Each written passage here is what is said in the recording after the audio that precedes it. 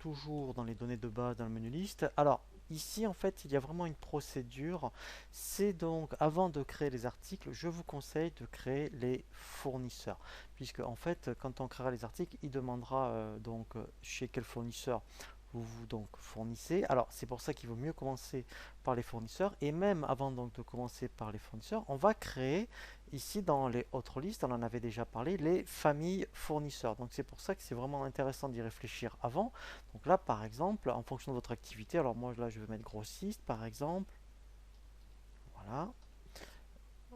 Voilà, c'est un exemple. Puis après, vous pouvez créer autant donc, de familles fournisseurs que vous voulez. Donc une fois que vous avez créé les familles, ensuite, effectivement, on va créer dans le menu liste les fiches fournisseurs.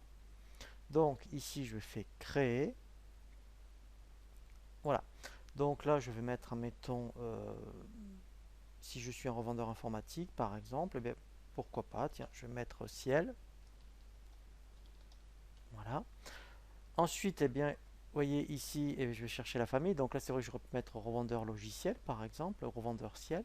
Ensuite, très important, c'est de cocher relevé de compte. Comme ça, vous aurez toujours un relevé de compte dans le menu état. Si vous ne le cochez pas, vous n'aurez jamais donc la fonction disponible dans le menu état. Ensuite, un crédit accordé. Donc ça, on le verra pendant la gestion des encours. Alors là, comme c'est un fournisseur, alors la notion de risque, c'est plutôt utile de l'indiquer donc par rapport donc au client. Et là, vous voyez, mode de paiement, c'est là où en fait c'est l'intérêt d'avoir créé les modes de règlement avant. Donc là, par exemple, si je payais un virement, vous voyez 30 jours, et bien ici, voilà, je vais le chercher. Donc après, ici, bah, je mets donc les coordonnées. Donc là, je vais inventer. Voilà. Ensuite, donc, alors, ce qui est intéressant, c'est que ici, on peut créer autant d'adresses que vous voulez, ici en faisant ajouter. Alors, c'est hyper intéressant, puisque effectivement, alors, par rapport surtout aux adresses donc de livraison, si vous avez donc plusieurs adresses de livraison, vous pouvez donc les rajouter et au fournisseur, bien quand vous passerez une commande, vous pourrez, si ce n'est pas l'adresse de facturation, et bien ici vous pourrez choisir l'adresse à laquelle vous voulez qu'on vous livre. Donc là c'est vraiment du multi-adresse. Donc ça c'est vraiment très intéressant. Ensuite donc l'onglet complément. Alors ce qui est très intéressant dans l'onglet complément, ici en fait, eh bien c'est donc le mode de TVA.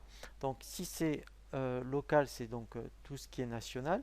CE, donc ça c'est hyper important, c'est grâce à ça après qu'il va gérer la TVA, hors CE ou suspension de taxe. Donc c'est grâce à ça en fait que après vous aurez donc la TVA concernée.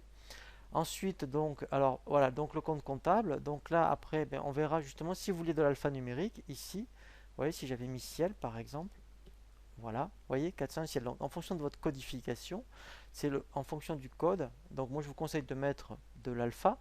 Hein, comme ça, après lui, ben, au transfert comptable, il reprendra ce qu'il trouve ici.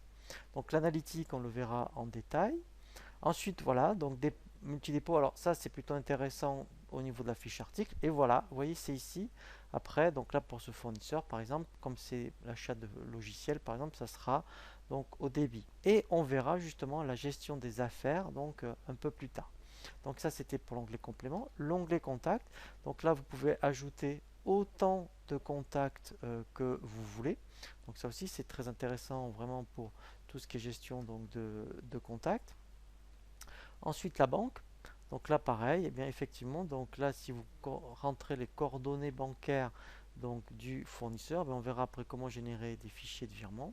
Voilà, et là après observation, donc ça c'est du commentaire. Et bloqué, donc ça effectivement fonction des encours. Après, si on a coché dans les dossiers paramètres dans facturation blocage automatique, et il le fera tout seul.